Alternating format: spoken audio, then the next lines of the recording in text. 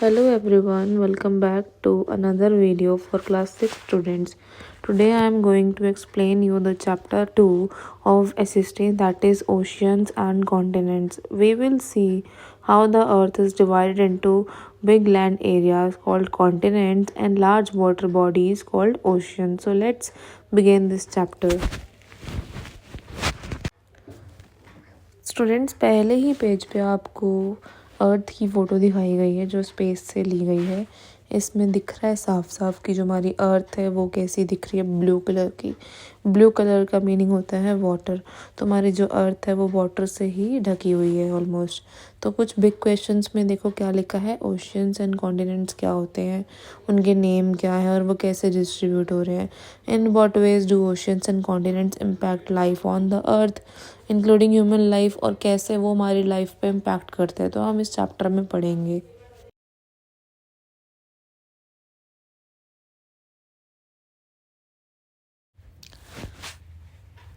इस बुक के पहले पेज पर लिखा है जो मैंने आपको पहले ही बता दिया है कि अर्थ के बारे में बताया गया। अर्थ कैसे दिखती है, मून से, स्पेस से कैसे दिखती है और कौन सा कलर है। ऑब्वियसली ब्लू कलर है इसमें।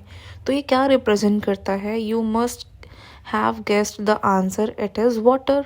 वाटर रिप्रेजेंट करता है। दिस मीन्स जो हमारी अर्थ सरफेस है, मोस्टली अर्थ है वो पानी से ही भरा हुआ है, actually covered with water. Almost 3/4 जो सरफेस है हमारी अर्थ का वो पानी से ही भरा हुआ है, इसीलिए वो ब्लू दिखती है। That is why when seen from the outer space the earth appears mostly blue. Indeed, early astronauts lovingly called the Earth the blue planet.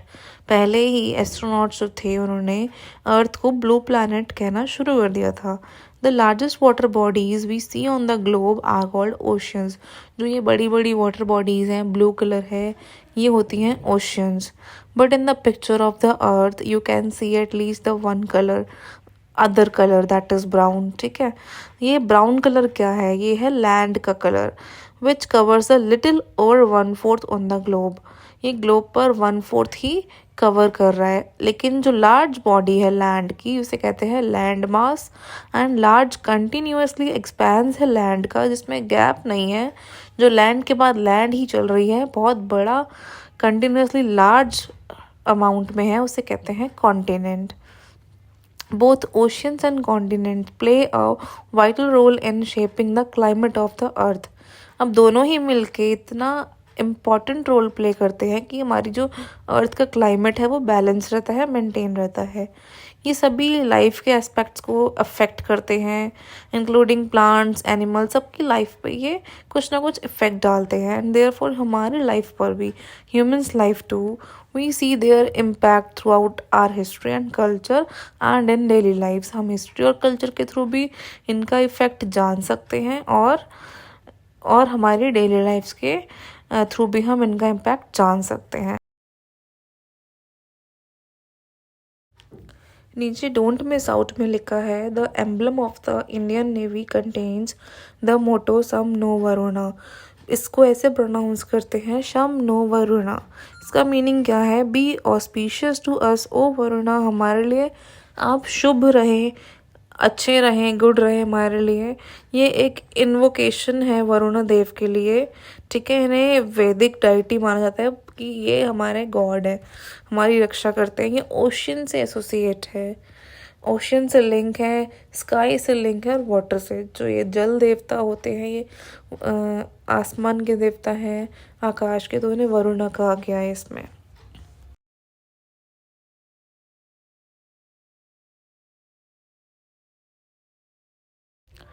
Distribution of water and land on the अर्थ। जैसे ही ये हुआ oceans and continents पता चले, ये पहले distributed नहीं थे equally northern और सदर्न हेमिस्फेयर पे, जैसे कि इस पिक्चर में दिखाया गया है। जो ब्लू पार्ट है वो ओशियंस हैं और ये छोटे छोटे स्मॉलर एक्सटेंशंस हैं, इनकी कुछ कवरेज है साइड में जिनको नेम दे दिया गया था सी, बे, गल्फ के नाम से। ये वो दिखाई गई है आपको मैप में। नीचे लेट्स एक्सप्लोर में गिवन है what are the circular lines in each map called. ये सर्कुलर लाइंस इन्हें क्या कहते हैं, and do you know what the lines radiating out of the two poles are called. जो दो पोल्स के बीच में से एक लाइन निकल रही है उसको क्या कहते हैं। और विच हेमिस्फेयर होल्ड्स मोर वाटर, कौन से हेमिस्फेयर में ज़्यादा वाटर है। What do you think could be the approximate proportion of water, कितना हो सकता है नॉर्दर्न में और कितना साउदर्न में हो सकता है।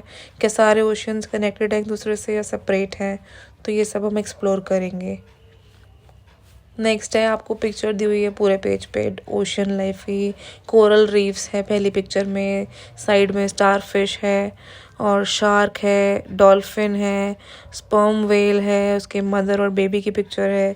शैलो कोरल लीफ है, कलरफुल ट्रॉपिकल फिशेस है, एल्गे है, एम्परर पेंगुइन्स हैं और बोनेयर सी टर्टल है। ये आपको पिक्चर दी हुई है, आप देख सकते हो।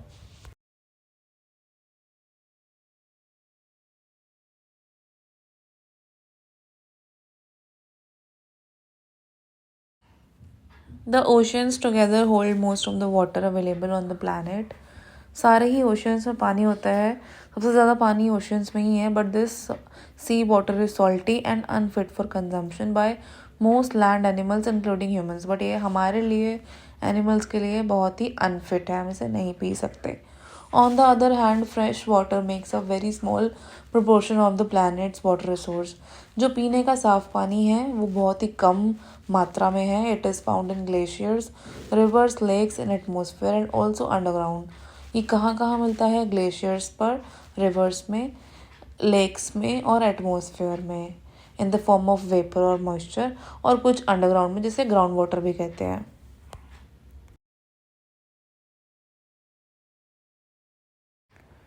थिंक अबाउट इट में लिखा है, if there is such abundance of water on the planet, why is there so much talk of water scarcity और वाटर क्राइसिस। अगर इतना ही हमारे प्लानट पर पानी है तो ये वाटर स्कैरसिटी और वाटर क्राइसिस क्यों वर्ड्स आते हैं, क्यों बोला जाता है कि पानी बचाओ। एंड नेक्स्ट में लिखा है, what ways of saving water are you aware of. आपको कौन से तरीके पता है पानी बचाने के। Which ones have you seen practice at home, at your school, in your village, town और सिटी। और कौन से तरीके आप घर पर अपनाते हो, करते हो पानी को बचाने के लिए। अपने स्कूल में कैसे पानी बचाते हो और अपनी सिटी में कैसे पानी बचाते हो। तो इन चीज़ों को आप सोचो और सर्च करो। साइड में कुछ डिफाइंस दी हुई हैं। मरीन फ्लोरा एंड फोना क्या होता है। मरीन होता है रिलेटेड टू और found in oceans and seas, जो ओशियंस और सीज से या तो रिलेटेड हो या वहाँ पे पाया जाता हो। फ्लोरा होता है plant life of a particular region और पीरियड ऑफ टाइम। जो प्लांट लाइफ है एक पर्टिकुलर रीजन की या किसी समय की, वो होती है फ्लोरा। और सेम ऐसे ही फोना होती है एनिमल लाइफ, पर्टिकुलर रीजन की या पर्टिकुलर टाइम की किसी एनिमल की लाइफ को फोना कहते हैं।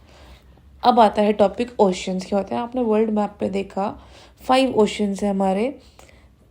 पहला है the Pacific, the Atlantic, the Indian, the Arctic and southern, जिसे एंटार्क्टिक ओशन भी कहते हैं। Although we have listed 5 oceans, it is clear from the map that they are not really separate. The lines that divide them on the map are no more than conventions. The natural world does not follow such boundaries. हमने 5 oceans को listed कर दिया है, इसलिए clear हो गया है कि ये सेपरेट नहीं है। जो ये लाइंस डिवाइड की गई है ये जस्ट कन्वेंशन है। कन्वेंशंस मीन सम्मेलन, कि जो एक दूसरे से मिल रही हैं जाके, क्योंकि the natural world does not follow such boundaries. जो नेचुरल वर्ल्ड है उसको कोई बाउंड्रीज की ज़रूरत नहीं है। Sea water for example constantly flow across different ocean. जो समुद्र का पानी है वो कई डिफरेंट ओशन से होकर गुजरता है। Sustaining a rich diversity of marine life, और इसमें बहुत सारी लाइफ है, लाइक वाटर में प्लांट्स होते हैं, फिशेस होते हैं, तो उनकी लाइफ एग्जिस्ट करती है। Many plant and animal species can be found across multiple oceans. बहुत सारे ओशंस में बहुत सारी एनिमल्स और प्लांट्स की स्पीशीज भी पाई जाती हैं। The marine flora includes tiny plants called algae and all kinds of seaweeds. Marine flora में आपको क्या क्या मिलते हैं, लाइक एल्गे, सीवीड्स मिल जाती हैं। मरीन फौना में बहुत सारी कलरफुल फिशेस की स्पीशीज मिलती हैं, dolphins, whales and countless mysterious deep sea creatures. ऐसे रहस्यमयी डीप सी क्रिएचर्स हैं जो बहुत डीपली जाके हैं, वो भी दिखाई देते हैं। Each part of the ocean from the sunlit surface to the dark depth, ऊपर से लेके जहाँ सन की रेज जा रही हैं वहाँ से लेके बिल्कुल नीचे डार्क डेप्थ तक उसका खुद का एक डाइवर्स लाइफ फॉर्म है। वहाँ पे कुछ ना कुछ जीव जंतु रहते हैं। नेक्स्ट पेज पे देखते हैं, ये फिगर है 2.3, एक वर्ल्ड मैप में 5 ओशंस दिख रहे हैं और उनकी बाउंड्रीज हैं कन्वेंशनल जो बनी हुई हैं, सम्मिलित हैं, एक दूसरे में समाई हुई हैं, और कॉन्टिनेंट्स भी आपको दिख रहे हैं। देखिए कौन कौन से हैं, पैसिफिक ओशन है, अटलांटिक है, आर्कटिक है, सदर्न है, इंडियन है और पैसिफिक साइड में भी है। मतलब पैसिफिक इतना बड़ा है कि वो अर्थ को पूरा कवर कर रहा है, पीछे से भी और साइड से भी। और नेक्स्ट है, हाँ बाकी कॉन्टिनेंट्स है, नॉर्थ अमेरिका, साउथ अमेरिका है, अफ्रीका, यूरेशिया, ऑस्ट्रेलिया और एंटार्क्टिका। तो लेट्स एक्सप्लोर में आते हैं। अब यहाँ लिखा है locate the 5 oceans in the table below, और उसको मार्क करो कि वो कौन से हेमिस्फेयर में, जैसे कि पैसिफिक ओशन नॉर्दर्न में है या सदर्न में है, ठीक है। अटलांटिक किस किस में है, हो सकता है कोई जैसे पैसिफिक है वो दोनों में ही आता है, अटलांटिक भी दोनों में है, इंडियन भी दोनों में आ रहा है। लेकिन आर्कटिक और जो सदर्न है वो आर्कटिक आ रहा है नॉर्थ पोल में, यानी कि वो नॉर्दर्न हेमिस्फेयर, सदर्न आ रहा है सदर्न हेमिस्फेयर में। It is visible on the map that the Pacific Ocean is the largest of all. अब आपको मैप में साफ साफ दिख रहा है कि पैसिफिक ओशन कितना बड़ा है, followed by the Atlantic ocean, इसके पीछे पीछे अटलांटिक ओशन है। The Indian ocean is the 3rd largest, ये तीसरे नंबर पे इंडियन ओशन आता है। While the Southern ocean is the 4th and the smallest one is Arctic. तो आप फोटो में से देख के ही बता सकते हो नंबर 1 पे कौन है, नंबर 2, नंबर 3, नंबर 4, नंबर 5 पे कैसे और कौन कौन से हैं।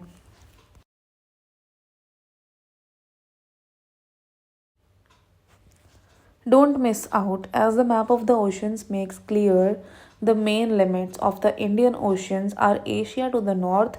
आप देख सकते हो मैप में क्लियरली कि जो मेन लिमिट्स हैं इंडियन ओशियन की, वो साइड में ऊपर जो है वो नॉर्थ में एशिया है, उसके ऊपर, ठीक है, अफ्रीका वेस्ट में है, ये कॉन्टिनेंट्स की बात हो रही है, और ऑस्ट्रेलिया ईस्ट में है, apart from the Southern Ocean in the south, और नीचे उसके सदर्न ओशियन है। नेक्स्ट डोंट मिस आउट में लिखा है on either side of India we find 2 parts of the Indian Ocean. हम इंडिया की दोनों साइड्स पे 2 पार्ट देख सकते हैं, एक है अरेबियन सी जो वेस्ट में है, एक है बे ऑफ बंगाल जो कि ईस्ट में है। अब इसके राइट साइड में एक इंडिया का मैप है जिसमें Arabian Sea, Bay of Bengal, Andaman Nicobar islands, Lakshadweep islands, ये सब इसमें मेंशन है, आप देख सकते हैं। अब आता है टॉपिक ओशंस एंड डिजास्टर्स का। Returning to the picture of the earth at the start of this chapter, you may have noticed white shapes across the globe. Did you guess what they are?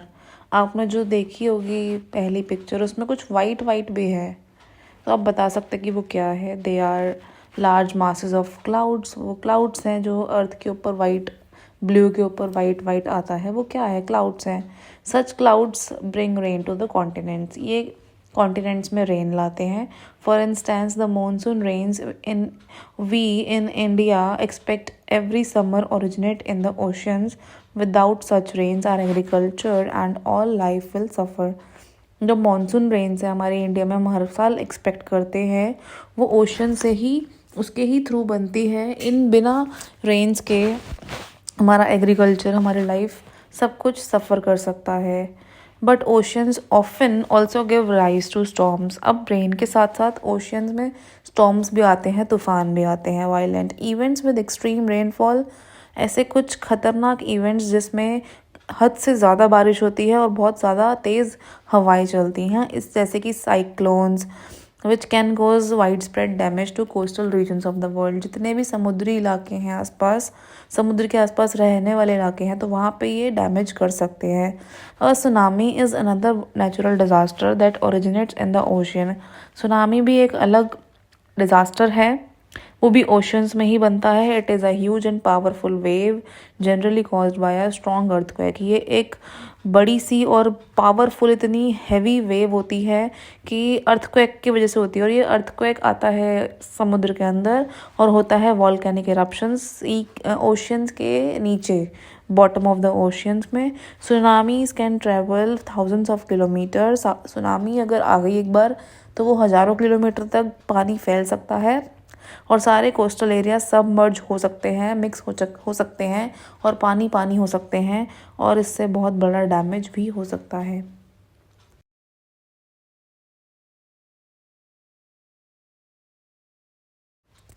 अब आगे फिर से आता है don't miss out on 26 December 2004 India and another 13 countries around the Indian Ocean were struck by a powerful tsunami caused by an earthquake in Indonesia. Indonesia में एक earthquake आया था, उसके बाद सुनामी आई जो 26 दिसंबर 2004 में आई थी। इंडिया के साथ साथ 13 और ऐसी कंट्रीज़ थी जो इंडियन ओशियंस के आसपास थी, तो उन सबको सफ़र करना पड़ा। More than 2 lakh people lost their lives. 2 lakh से ज़्यादा लोगों की जान चली गई थी। और in India the Andaman and Nicobar islands जो आपने ऊपर देखा फिगर में, and the coast of the Tamil Nadu and Kerala were severely affected and suffered. तो ये सारे जो कोस्टल एरियाज़ हैं, आइलैंड्स हैं, इनको बहुत ही सफ़र करना पड़ा, इतना डैमेज हुआ और लॉस ऑफ लाइफ हुआ। नेक्स्ट में लिखा है such tsunamis are rare but very destructive. ये तो बहुत ही कम आती हैं लेकिन ख़तरनाक बहुत होती हैं कि डिस्ट्रॉय कर देती हैं हर चीज़ों को। Luckily they can often be detected before they hit a coast. जब ये आती हैं तो इनका पहले डिटेक्ट हो जाता है कि आने वाली हैं। तो बहुत सारी कंट्रीज़ ने अर्ली वार्निंग सिस्टम बना रखा है। There is in particular the Indian Ocean tsunami warning system. एक पर्टिकुलर सिस्टम है Indian Ocean tsunami warning system, to which many countries, अगर इंडियन ओशन में आ रहा है तो ये सिस्टम बता देगा जो भी उसके आसपास कंट्रीज़ हैं, और इसमें इंक्लूडिंग इंडिया भी कंट्रीब्यूट करती है। This helps to make measure to protect the lives and property. ये कदम क्यों उठाया गया? ताकि लोगों की जान बच सके और कुछ भी डैमेज ना हो। नेक्स्ट में लिखा है events that lead to loss of life and property are handled under disaster management. ऐसी चीज़ें, ऐसे खतरे जिनसे हमारी लाइफ खतरे में पड़ सकती है, हमारी प्रॉपर्टी का नुकसान हो सकता है, तो ये डिज़ास्टर मैनेजमेंट के अंडर आती हैं। ठीक है, तो इंडिया का एक खुद का डिज़ास्टर मैनेजमेंट है, नेशनल डिज़ास्टर मैनेजमेंट अथॉरिटी। ये डील करता है सभी टाइप के डिज़ास्टर से। अब इसके एग्जाम्पल हम नेक्स्ट चैप्टर में पढ़ेंगे। अब नेक्स्ट टॉपिक आता है continents. Continents are visible on the map of oceans का जो ऊपर मैप देखा आपने 2.3 में, फिगर 2.3 में, वहाँ पे विजिबल थे। How many can you count? कितने हैं काउंट कर सकते हैं आप? The answer is not so simple as they can be counted in several ways. Answer simple नहीं है क्योंकि ये अलग अलग वेज में काउंट किए गए थे।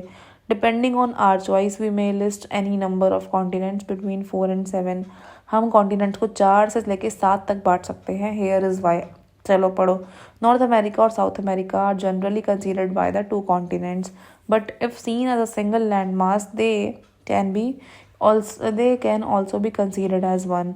नॉर्थ अमेरिका साउथ अमेरिका दोनों अलग अलग पार्ट हैं। अगर हम उनके कॉन्टिनेंट्स को एक साथ देखें, एक सिंगल लैंड मास देखें, तो इसे हम वन भी कंसीडर कर सकते हैं। Europe and Asia are generally considered as 2 continents, although the map makes it clear that they form a single landmass. Europe और एशिया जो हैं इन्हें अलग अलग माना जाता है, जनरली 2 कॉन्टिनेंट्स हैं। हालांकि जो मैप है उसमें एक ही लैंडमास शो किया गया है for historical and cultural reason. कुछ पुराने रीजंस रहे थे हिस्टोरिकल एंड कल्चरल। यूरोप का इवोल्यूशन हुआ था, बहुत डिफरेंट था वो, तो वो बहुत डिफरेंट था एशिया के एवोल्यूशन से, इसलिए इनको अलग अलग कर दिया गया, इसलिए 2 कॉन्टिनेंट्स अलग हैं। Geologist however often regard them as a single continent called Eurasia. कुछ जियोलॉजिस्ट हैं वो उसको एक ही कॉन्टिनेंट मानते हैं, दैट इज़ यूरेशिया, यानी कि Europe plus Asia.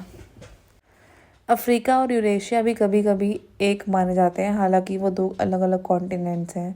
Late us summarise the different counts in a table. अब एक टेबल बना दी गई है, उसमें बताया गया है 4 कॉन्टिनेंट्स कैसे बने, Africa, Eurasia, America, Antarctica, Australia.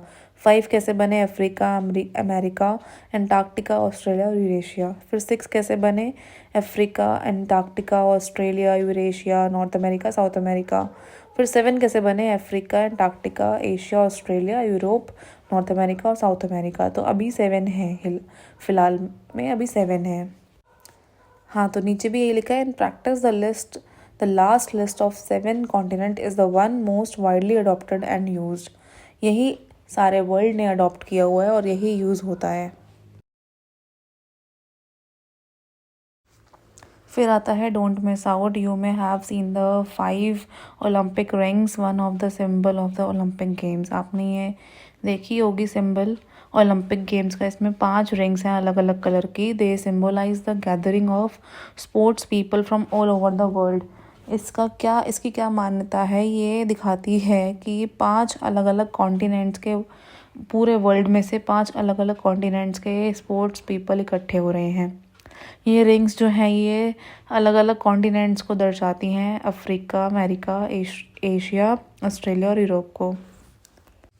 Now let us look at the diagram on page 36, which is based on the list of 7 continents. It does not show their actual shapes but their relative sizes. अब नीचे वाले page पे हम देखते हैं कि 7 continents के बारे में दिया हुआ लिस्ट दी हुई है, उसमें एक्चुअल शेप्स तो नहीं है बट उनके साइजेस का आइडिया हो सकता है इसको देखकर। तो ये रही वो पिक्चर, इसमें north America, Europe, Asia, south America सारे कॉन्टिनेंट्स का स्क्वायर में साइज दिया हुआ है। Let's explore counting the number of squares and name the largest continent and the smallest. तो आप स्क्वायर्स को काउंट करो और बताओ कौन सा सबसे बड़ा है और कौन सा सबसे छोटा है कॉन्टिनेंट है। Which one is the larger, north America और साउथ अमेरिका।